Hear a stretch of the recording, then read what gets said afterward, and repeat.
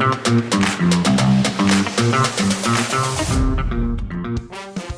so we're going to move on to the next topic, which is around designing meaningful metrics.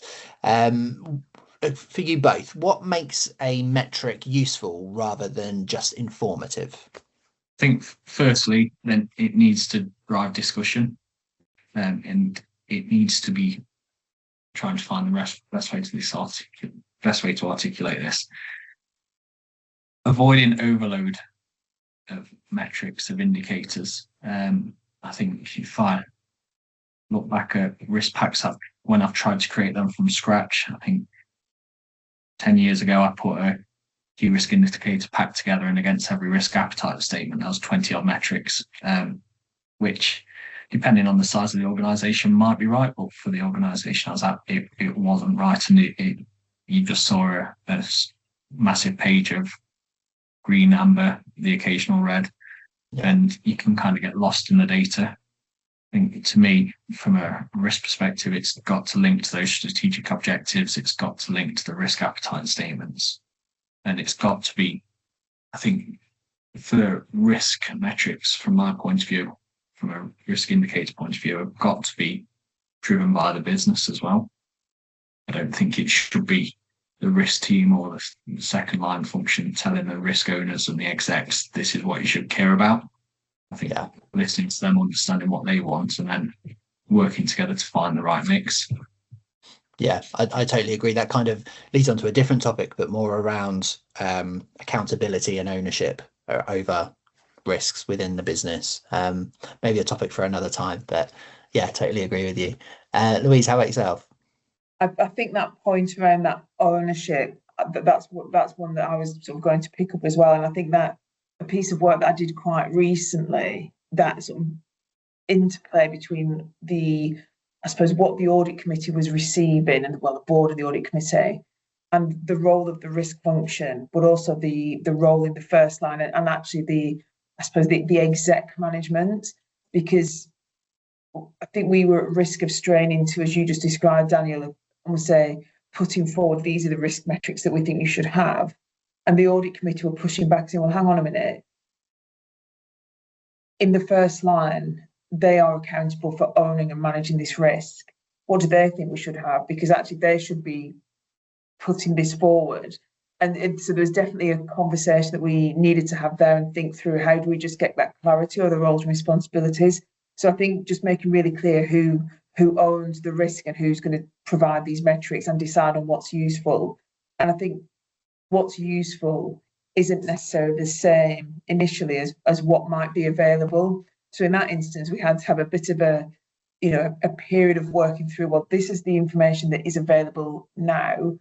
Actually, we might call that a KRI, but it's probably not as closely linked to this particular risk event as we need it to be. So we need to refine that and work through what we can do to improve it. So I think there's that recognizing how you can improve these things. So and I mean, obviously the simple things like, okay, well, are we clear on what our target is and what the trend is, and how do we look at all these metrics, probably individually, but actually what's the bigger picture story that they tell us as well, to the interplay between them. That's great insight, thank you. And we kind of touched on this already, where you said about linking any metrics or indicators to risk appetite. How do you do that in a way that makes the data usable moving forward? I mean, I suppose I was thinking about this as a particular example, and some of the reporting that I see through the different roles that I've got. Think about something like cyber. Typically the types of metrics that you'll be receiving reports on are phishing success rates, penetrating test, effectiveness, and we all know what those things are. And then you may receive some percentages that tell you how many people have clicked on a phishing link. And then you sort of think, well, okay, but you only need one person to click on it, and then potentially that you've got a breach situation. So does that mean that our appetite should be zero? And so I have been thinking about this quite a lot, and I think it's making really clear how you tie those metrics, whether it's a percentage or if it's something to do with health and safety, it's a number of, don't walk by reports, all these different metrics that you can have. How do we really know that, having a phishing success rate of 5% aligns with a risk appetite that says we're averse, or, whatever the case may be? And I think that needs to be tested and really challenged and thought through. I think there's a potential to agree on a risk appetite position and then tie it to a percentage without really testing it carefully and keep going back to it. Yeah, I agree with what you said there around the constant review and challenge of the metrics and how that aligns to how the business is even performing at that time. It would change as to what needs to be measured. And the external factors as well.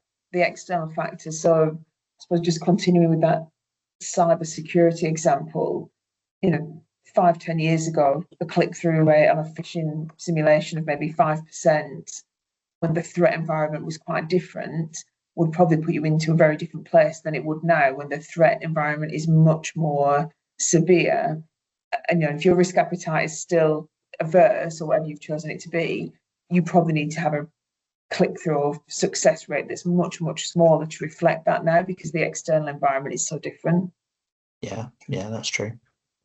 And I think that if we go right back to the start, I think that's where the commentary and the supporting information is really important. Like we can have a red metric or an amber red metric. It doesn't mean our risk position is currently out of date or intolerable. We may be in a better position, and it could be a one-off instance, which is an anomaly.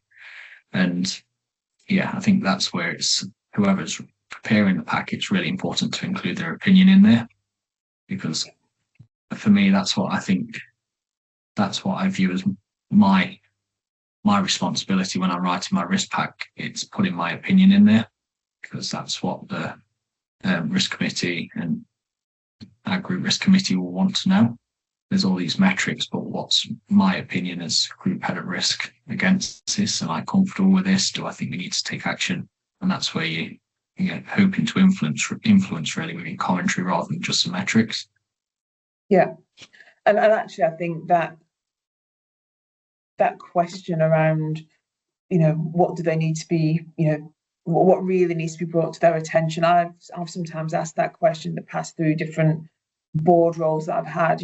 Put yourself in my shoes. If you were me, what do you think I really need to know about? You might have a board pack that's 150 pages long, and yes, you will read it all, but put yourself in my shoes, and what are the things that you think I really need to be thinking about? And sometimes having that conversation in a call prior to the actual board or committee meeting, I think that's quite helpful as well, just to test some of that back and forth, not actually in the boardroom, but just to ask some of those questions and prepare some of the things that might then warrant that level of discussion. I think that's quite a helpful thing to do. Yeah, and that kind of leads on to another subject around culture of the business, and there being that no surprise culture, and having those conversations before you get into the room, so that those difficult conversations don't need to be as difficult, perhaps.